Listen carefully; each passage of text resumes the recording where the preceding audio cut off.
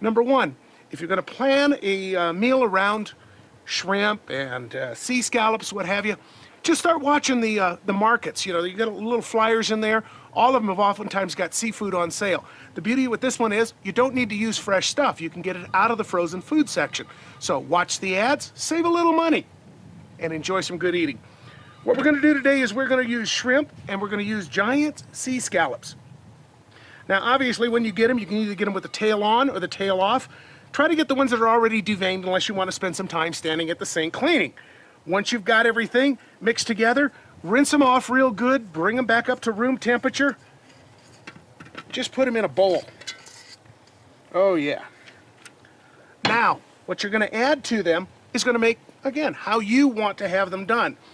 You can use green peppers, red, orange, yellow, all of them.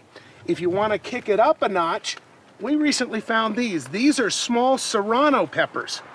Now again, these are bell peppers. They look very similar, but the heat level is up a couple of degrees on this one. This is below a jalapeno. Bring my knife over. All you got to do, top off the ends like that, slit them lengthwise, knock out the seeds, and just throw them in the bowl.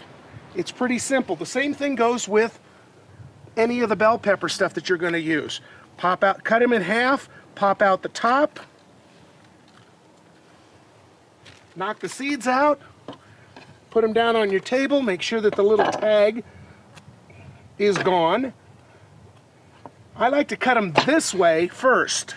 Then I can chunk them right into thirds. Gives a nice mix.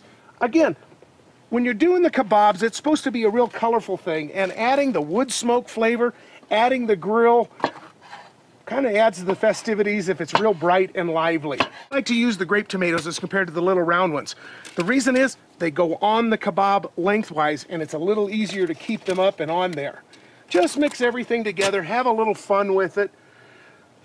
Onion, same thing. A red onion will add color to it. Again, once your onion is cleaned, split it lengthwise. Take it, chop it in half again, and then just split up your little slices, because what we're going to do is once we're finished mixing all of the different colors together is we want to put everything into the marinade. And the marinades that we've got today are what they call the Wind River. They're also from High Mountain Seasoning, and they're really good. In fact, you got a choice of a variety of different flavors here that we'll talk about in a minute. Do this. Now, same thing on your mushrooms. If you want to add a mushroom to it, rinse off your mushrooms. Mushrooms today are a lot more clean than they used to be. They used to be pretty gungy. But you're going to want to knock out the center core. Don't throw it away. Okay, simply do that. Throw a mushroom in. Which, by the way, I'll take everything, mix it in like this. Get your bag out of the way. Get this out of the way. There's a couple of shrimp escapees. Set that down. You got your different marinades. You got a zesty western, you got a sweet honey, and you got a soy ginger. This one will lend itself real nice. The zesty western is kind of an Italian tasting blend of spices. And again, the beauty of this is you can buy this at the store. You know, all the different marinades that are out there. And I'm not slamming them, but you don't know when they were bottled. You don't know how long they've been sitting out on the shelf. With the High Mountain stuff, you can mix it up yourself. Follow the instructions. Each bag comes and will marinate over 2 pounds of meat. So here we've got about 2 pounds when you add in all of the different peripheral stuff. So 1 tablespoon, 2 tablespoons. That'll make 1 pound. 3 and 4. That'll make about 2 pounds. That's what we're going for today. Again, now then you've got olive oil. That's probably the best to use. It doesn't have to, again, be really super fancy stuff. With that, you would add 4 for every pound of meat. So we just put in for 1 pound, there's 4, there's 5, 6, 7, and 8. Okay, now you're ready to do approximately 2 pounds of meats. Vinegars, you can again choose whatever your flavor you want. A balsamic vinegar is a real strong vinegar, very hearty flavor. The red wine vinegar, a little bit on the sweeter side. You can use just a plain old white vinegar, Or you can even try an apple cider. And I like the apple cider, again, because it gives it a little extra sweetness to it. And again, if you were making 1 pound, again, follow the instructions. There's enough for 1 pound, but we're making 2. So there's the second one. Okay, set that aside, get everything out of the way. Mix it up real good. And spend a couple of minutes actually mixing it.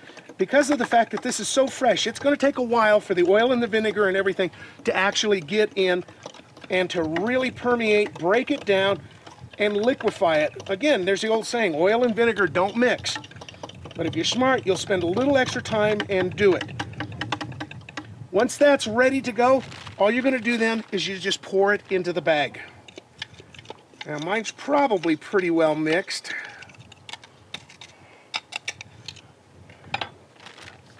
Into the bag like that, dribble it down. If you got a little left over at the bottom, don't be afraid about adding just a little, another half a tablespoon or so, because you want all the spices in there real good. Zip that bag closed, leave a little bit of air, and again, do the famous massage. On these particular spices and these marinades, they suggest that you leave them for about an hour at minimum. Because the minimum, that's the time it'll take to get the flavors in. If you're really smart and you can do it in advance, do it the night before or do it during the morning and then plan on it in the afternoon. Throw it in your cooler and you can forget about it till that afternoon. But if you walk by, again, give it one of these. We've got some that were already readied from early today. And again, one more little like this on it. Take them out. You see, I got wood skewers here. Now, the wood skewers are in water. Why, you ask? Am I soaking them in water? Because it's wood. It won't burn.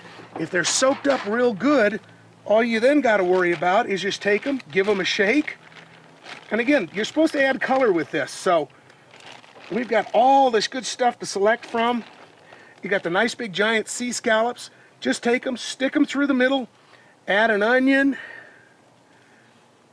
add a tomato, and again, remember what I said about the tomato? Shoot him lengthwise. He's better, he'll stay on better that way. You got a piece of the mushroom, even the stems, add him on. Add peppers, shrimp, and again, you promised him a seafood kebab, so make sure you add a lot of shrimp to it. Shrimp are usually going to be cheaper than sea scallops anyway. Make sure that you stay with a medium-sized shrimp, something that'll get onto the kebab. We plated these up earlier and they're ready to go.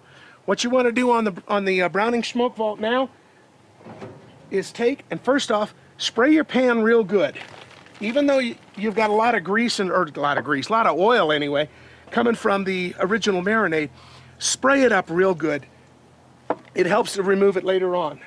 Take this, slide them in. I like to keep them on the upper couple, 2 or 3 racks, depending on how many I'm going to cook. Little secret for cleanup, use one of the extras, even if it's not one of the seafood or the jerky type pans. Give it a little wrap here with tin foil or aluminum foil, and when it drips, you're not going to end up with such a mess. Your liquids down here on the bottom, you can use water. Again, if you want a sweet flavor, you can add a cola. If you want a heartier flavor, kind of an ale or a beer flavor, any of them that are out there are good choices. Just make sure that you put plenty of liquid in there, because you're going to want to kind of steam this and wood smoke it at the same time.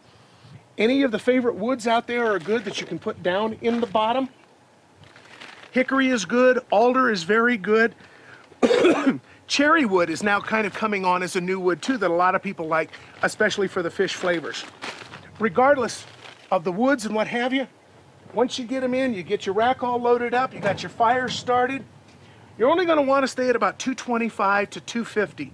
This is not one of these things that's going to take hours and hours to cook. It's probably going to take in the neighborhood of 30 minutes, 45. Come out every once in a while if you want to. You can even turn them over. Remember, if you're smart, you've saved your marinade out of here. Get a little dipping brush, baste extra flavor back in. Now, when everything comes out, try the ones that come out first and see if you like them. If you think it needs a little more zing, the gourmet fish has got a real zesty, lemony flavor to it. It can be topped off that way, or if you want to, You can take a fresh lemon, slice it, quarter it, squeeze it over the top just before you serve it, and bon appetit. You've just saved yourself probably, instead of $20, $25 a person, you've been able to prepare all of this. It's fresh, homemade, all the ingredients are good, and you probably did it for around $6.